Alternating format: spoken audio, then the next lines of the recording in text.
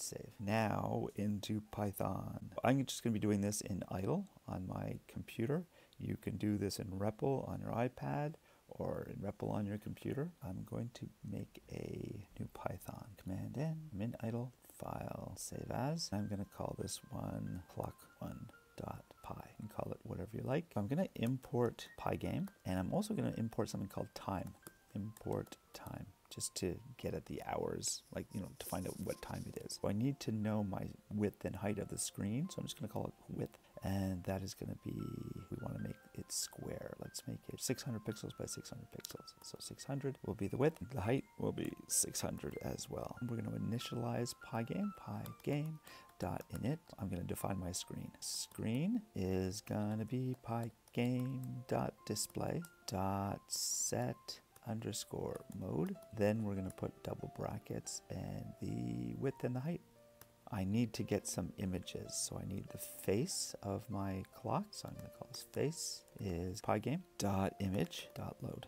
This is 600 pixels wide, right? So I need this to be maybe not 600 pixels wide, maybe 500 pixels wide. I want to trim that. We have a lot of wasted space around the outside of this. So I'm just going to select a square around it. I'm holding down the shift to make it square, and then you can kind of move that around. I go to tools, adjust size, and then the crop will appear. Press cancel and crop. And that will trim away all the white space. Then I want to resize that, so tools, adjust size. At 602 right now, so let's say I wanted that to be 500 pixels. Let's try 500, and we'll see if that's out of step. I'm going to save that. I'm going to call this clock face. I need all of these things inside a folder where I'm going to be doing my work. If you're doing the work in REPL, you need to upload these images into your REPL. I have a folder on my computer called Python Trials in a different window. I'll just open that up. Python Trials, and I have a clock project, so I'm going to call this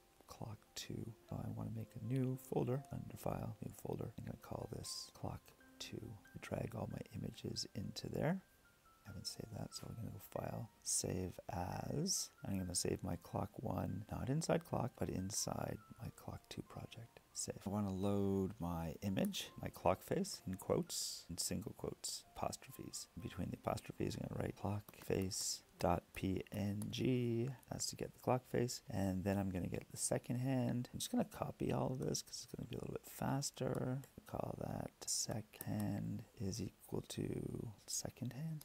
.png. Next one is, I'm going to call it the minute hand, min hand, and then I'm going to get the hour hand. Hour hand is hourhand.png. So there's my images. Then we have this thing called clock. It has a little bit to do with the clock that we're making. So this is from Pygame. It's just being able to see how much time has gone by so that we can redraw the screen. It's equal to pygame.time.clock. Time is really important when you're making animations because you want your screen to get updated every so often. That's what we're using clock for. I need the background color. I want the background of my project to be white. You can use any color you like. And white is going to be defined as a triple or triplet of numbers. So 255 full on red, 255 full on green, and 255 full on blue, and that makes white. Then I'm going to have a variable called done, which I'm setting to false. This one's going to be a little bit weird. I'm making a function called rotate, def rotate. I'm going to call it myRotate.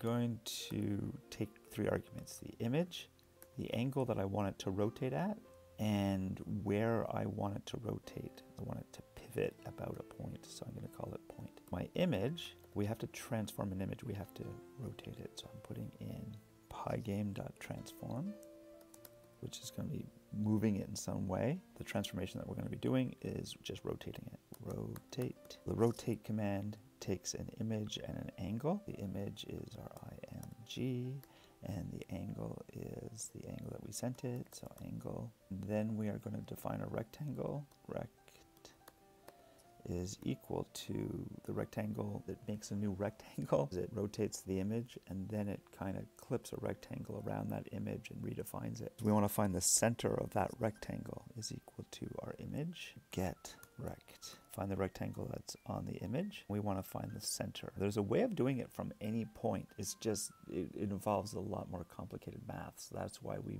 put the shoulder in the center of the image. It saves us quite a lot of work.